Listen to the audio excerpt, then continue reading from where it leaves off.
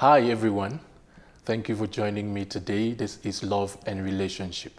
My name is Ndon Indon. I'm a relationship coach, marriage counselor, and author, and we also help couples to build enjoyable marriages.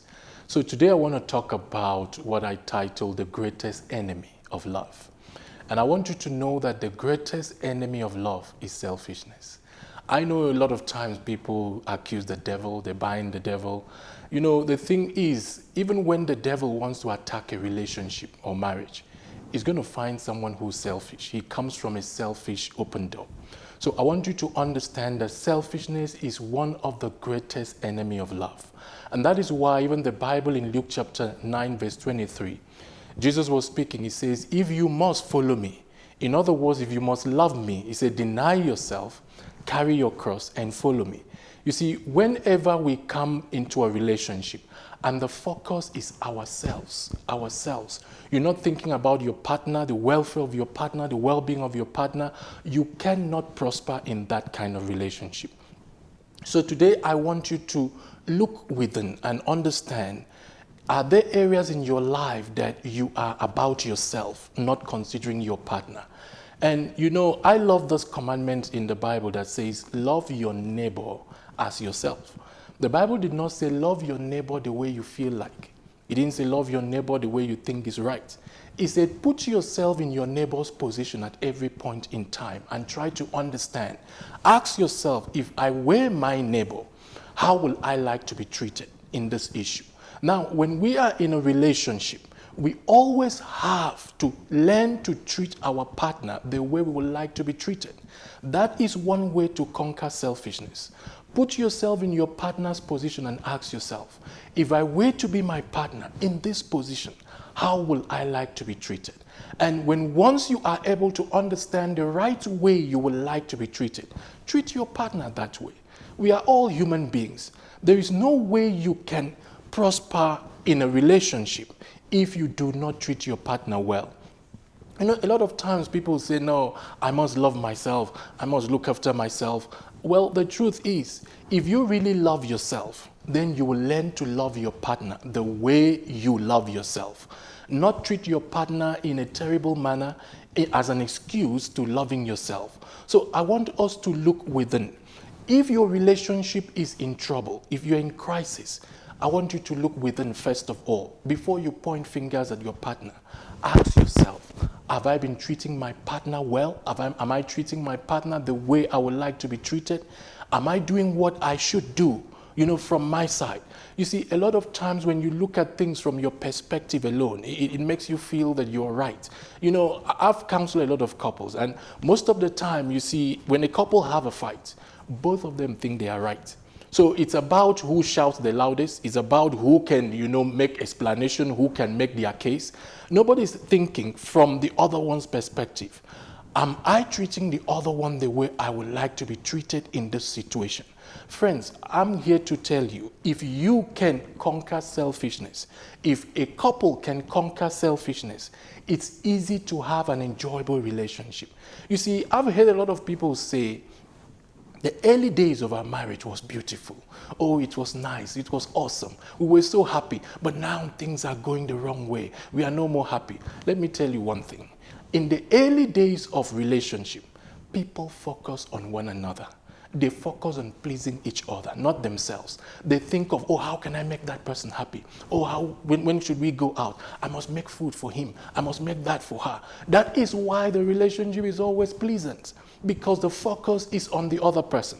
Now, along the way, people begin to take advantage of each other. It's about me. He's not doing this, so I'm not doing that. She's not doing this, so I'm not doing that. And that's where things began to go down the drain, because the focus has been shifted from the other person to themselves. So I want you to understand something. There's one question I want to ask you. Have you ever asked yourself why God gave us eyes, but we cannot see our faces? I believe you will know that it wasn't a mistake. God doesn't make mistakes. I don't know how many of you can see your faces with your eyes without a mirror. It's a deliberate thing. I believe God did that to help reduce selfishness in us.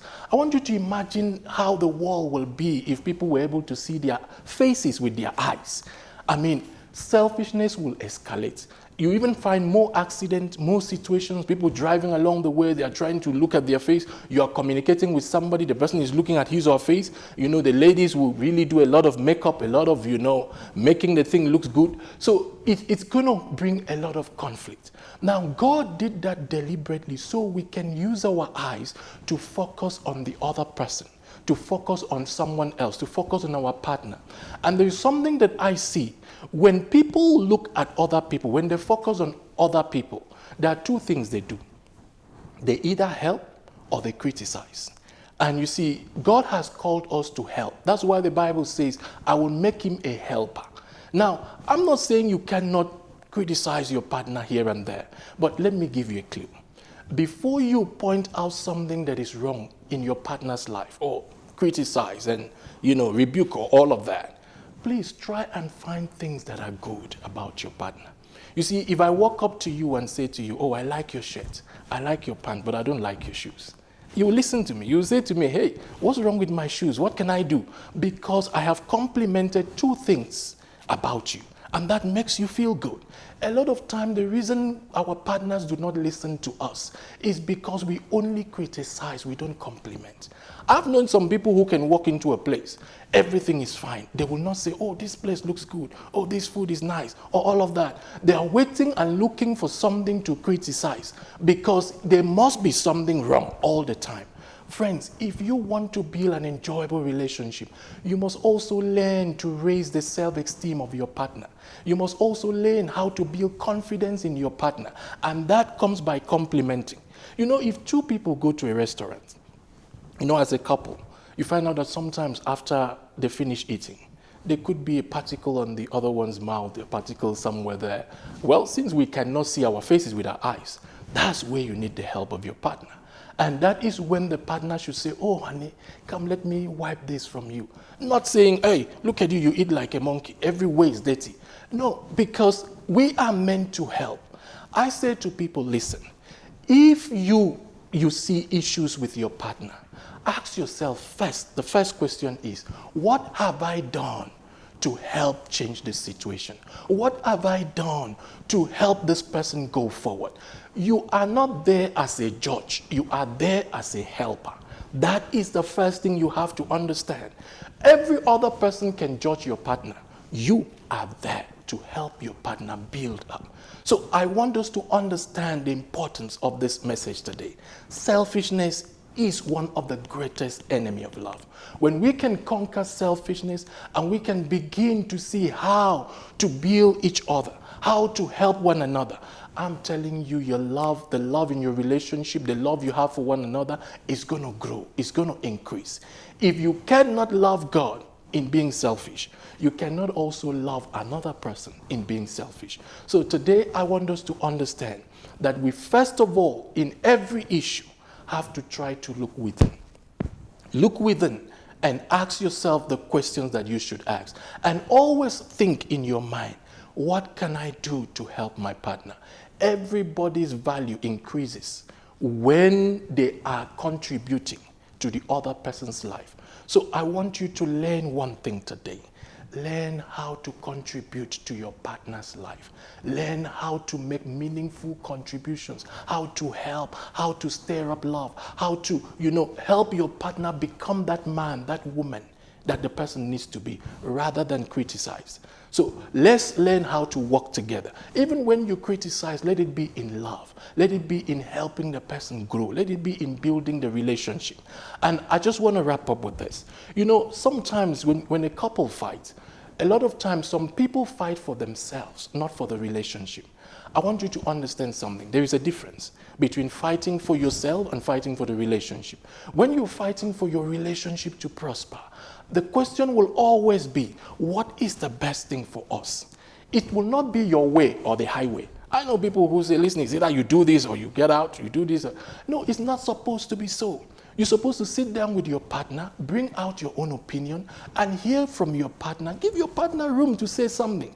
Because you see, two heads are better than one. When both of you are talking together, thinking together, you can come up with the best plan. So let it always be what is best for both of us. What is the best thing that we can do for our lives, for our children, for whatever we are doing? And in prayer and in supplication and in studying together, you'll be able to build that kind of relationship that you want to build. I pray for you today. May the Lord strengthen you. May He increase you. May He give you grace to overcome any form of selfishness within and focus on being a blessing to your partner. I want to say this. Please remember, especially for those who are married, your partner has no other person to turn to. It's just you. And if you are not there for your partner, who do you want your partner to turn to? So I want you to take the well-being and the welfare of your partner, very important. And from today, make decisions that will stir up love, that will increase self-esteem, that will build an enjoyable relationship for you and your partner. Until next time, God bless you. Remain blessed.